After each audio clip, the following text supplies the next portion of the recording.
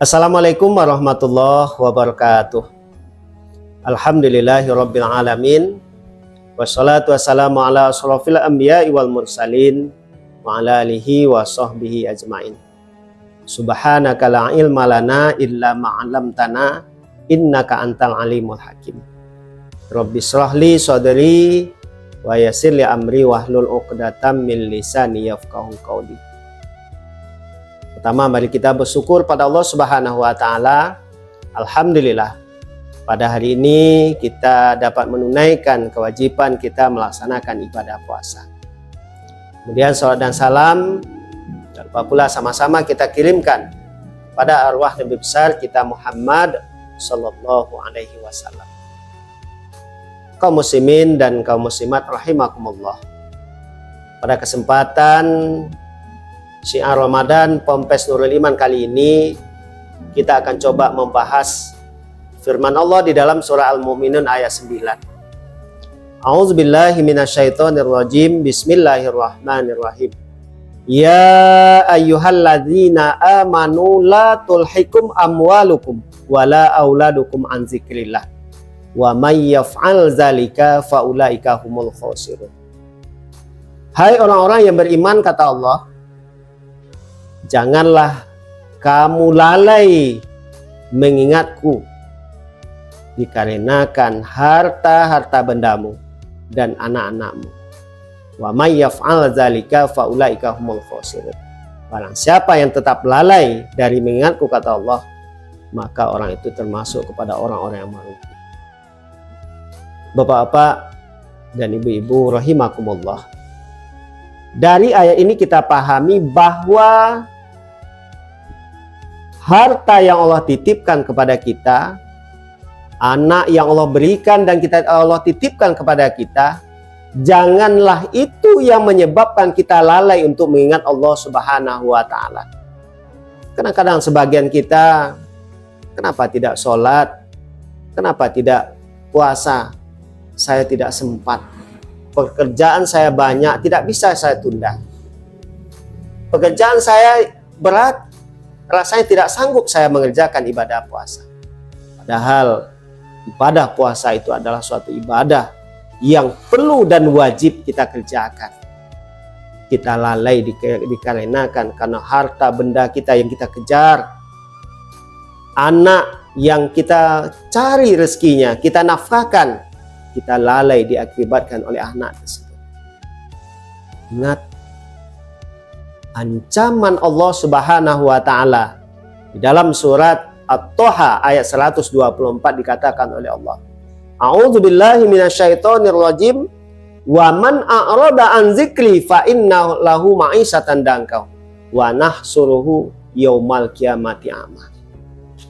Barang siapa yang berpaling dari mengingatku, kata Allah, ingat bahwa nanti aku akan memberikan kehidupannya yang sulit dan aku kumpulkan mereka nanti pada hari kiamat dalam keadaan buta. Ini ancaman Allah Subhanahu wa taala. Jadi makanya jangan kita jadikan anak yang Allah berikan kepada kita itu alasan kita tidak bisa melaksanakan apa yang diperintahkan oleh Allah. Jangan kita jadikan harta benda yang Allah titipkan kepada kita jadikan itu sebagai tameng. Kita tidak bisa atau tidak sempat melaksanakan apa yang Allah perintahkan kepada kita. Ma'asyiral muslimin, kaum muslimin rahimakumullah. Jadi oleh sebab itu, mari kita ingat selalu bahwa sesudah kehidupan di dunia ini ada kehidupan akhirat. Yaitu setelah kita hidup ini ada kematian. Kita akan kembali kepada Allah Subhanahu wa taala. Kira-kira pada saat ini sudah sanggupkah kita untuk menghadap Allah dengan amal yang kita miliki pada hari ini? Sudah siapkah kita menghadap Allah Subhanahu wa taala dengan kondisi kita pada hari ini? Saya yakin sebagian dari kita mengatakan saya sanggup karena amal ibadah saya sudah banyak, sudah cukup untuk menghadap Allah Subhanahu wa taala. Bagaimana bagi kita yang sama sekali belum bisa, belum siap menghadap Allah karena amal kita masih sedikit? makanya hendaknya kita persiapkan diri kita dari sekarang untuk menghadap Allah Subhanahu wa Ta'ala. Kaum muslimin dan kaum muslimat rahimakumullah. Sebuah kisah di mana pada suatu ketika hiduplah dua orang suami istri dan dengan ketiga orang anaknya. Di mana suami istri ini sangat berbeda sekali perlakuannya terhadap ketiga anaknya. Anak yang pertama diberi nama Harben. Orang tuanya ini, ayah dan ibu ini sangat begitu sayangnya kepada Harben. Karena Harben ini adalah orang yang memiliki kekayaan yang banyak, harta yang melimpah. Sehingga ayahnya sangat sayang kepada Harben. Kemudian yang kedua, anak yang diberi nama itu Anis. Anis ini begitu juga disayangi oleh ayah dan bundanya. Kedua orang tuanya sangat menyayangi Anis. Kenapa? Anis ini adalah seseorang yang memiliki kedudukan yang tinggi di tengah-tengah masyarakat dan di tempat kerjanya. Sedangkan anak yang terakhir yang diberi nama Amsal. Amsal ini sama sekali tidak begitu disayangi oleh anaknya, oleh orang tuanya. Kenapa? Karena dia kurus, kecil, kering. Jadi ini adalah suatu fenomena yang ada, yang terjadi di mana seorang ayah, seorang ibu membedakan anak-anaknya karena diakibatkan kedudukan dan harta kekayaannya. Singkat cerita,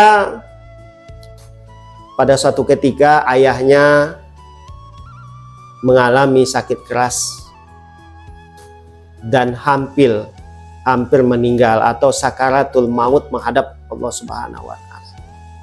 Lalu dipanggillah anaknya yang pertama oleh ayah. Apa kata ayah? Nak, wahai anakku Harben, rasanya hidup ayah ini tidak akan lama lagi. Ayah akan menghadap Allah Subhanahu wa Ta'ala. Rasanya penyakit yang ayah derita ini tidak sanggup ayah untuk hidup lagi. Ayah bermohon nak, ayah berharap nak, temani ayah dikala ayah sakaratul maut, meregang atau menghadap Allah Subhanahu wa Ta'ala. Apa jawaban dari anak yang bernama Harben? Ayah, rasanya tidak mungkin ya. Saya sangat sibuk sekali. Harta saya banyak di mana-mana. Kekayaan saya ada di mana-mana. Saya sangat sibuk untuk mengurus harta benda tersebut. Saya tidak sanggup ya. Dengan sedih sang ayah mengatakan, kalau memang itu nak Harben, tidak masalah. Biarlah, silakan urus hartamu. Kemudian dipanggil lagi anak yang kedua yang bernama Anis. Apa kata ayahnya? Ya, wahai nak Anis, ayah sekarang penyakit ayah semakin parah. Rasanya ayah tidak akan sanggup lagi, tidak akan bertahan lama lagi nak. Hidup ayah tidak akan lama lagi. Rasanya sakit yang ayah derita ini tidak sanggup lagi ayah menahannya. Ayah bermohon nak, ayah sangat takut sekali nak. Dikala ayah nanti meregang nyawa, menghadap kematian di saat sakaratul maut itu nak. Ayah bermohon, tolong nak, bantu, temani ayah. Temani ayah dikala ayah sakaratul maut tersebut. Apa jawaban anak yang bernama Anis? Ya, ayah kan tahu saya diberikan jabatan, diberi amanah. Tidak bisa saya tinggalkan ya. Tidak bisa saya meninggalkan pekerjaan saya hanya karena mengurus ayah, menemani ayah dikala ayah sakaratul maut. Ayah tidak sanggup nak. Saya tidak sanggup ayah untuk menemani ayah.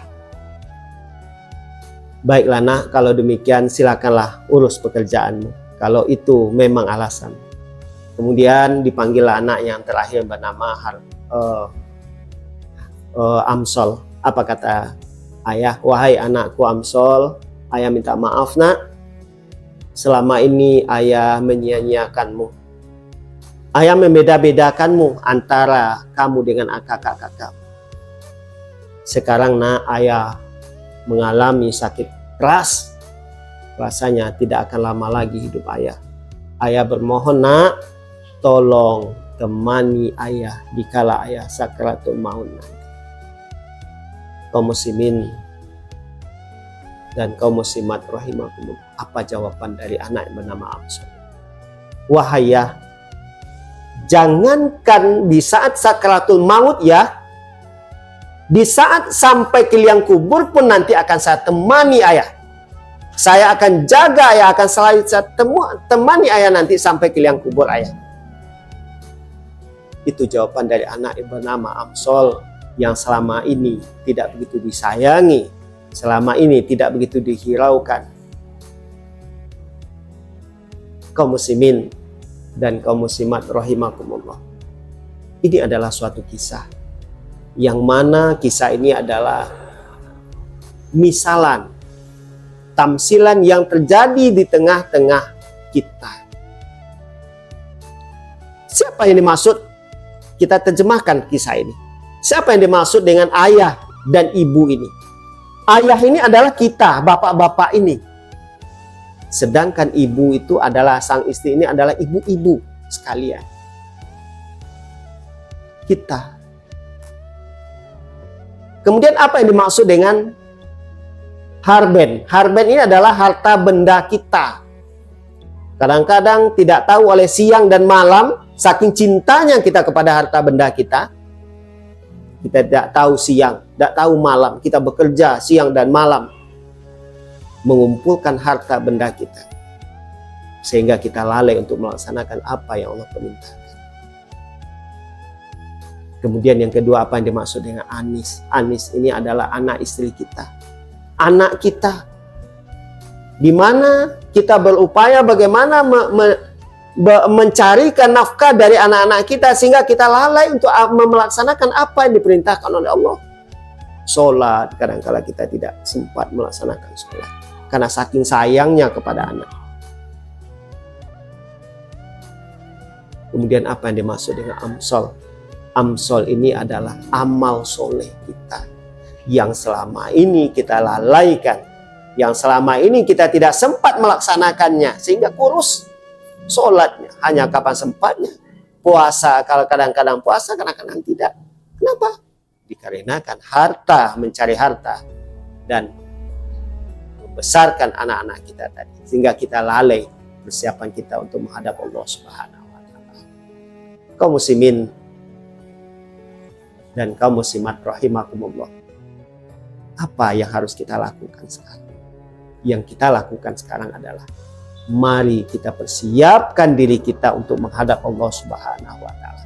Jadikan harta benda tersebut, jadikan anak-anak kita tersebut, itu adalah yang membela kita nanti dikala kita sakaratul maut.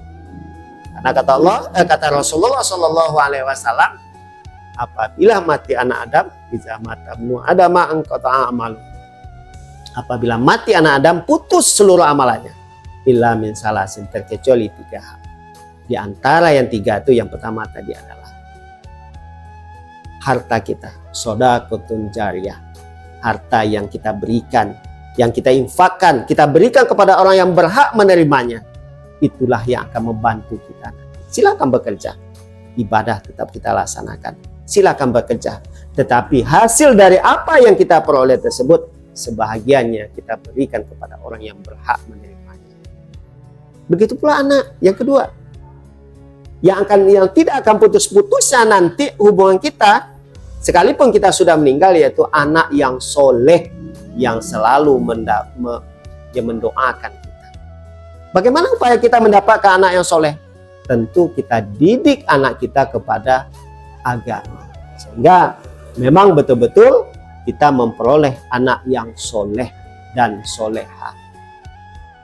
Bukankah kita selalu menyerahkan anak ke sekolah agama itu, atau ke sekolah sekalipun nanti belajar agama di rumah? Nah, ayah tidak mungkin seperti itu, kita semua kita seperti itu. Ayah tidak pingin kamu sekolah tinggi-tinggi. Ayah tidak berharap nanti kamu akan membalas jasa ayah. Dan ibu juga seperti itu. Ayah tidak berharap dan ibu juga tidak berharap. Tetapi nak, Yang ayah harapkan itu, yang ayah mohonkan nanti dikala ayah meninggal, dikala ayah sakratul maut, engkau yang membisikkan kalimat la ilaha illallah itu di telinga ayah. Dan apabila ayah sudah meninggal nanti, nak, engkau yang mengurus jenazah ayah, memandikan, mengafani, menyolatkan, dan mendoakan ayah. Nah, pasti semua kita berharap seperti itu.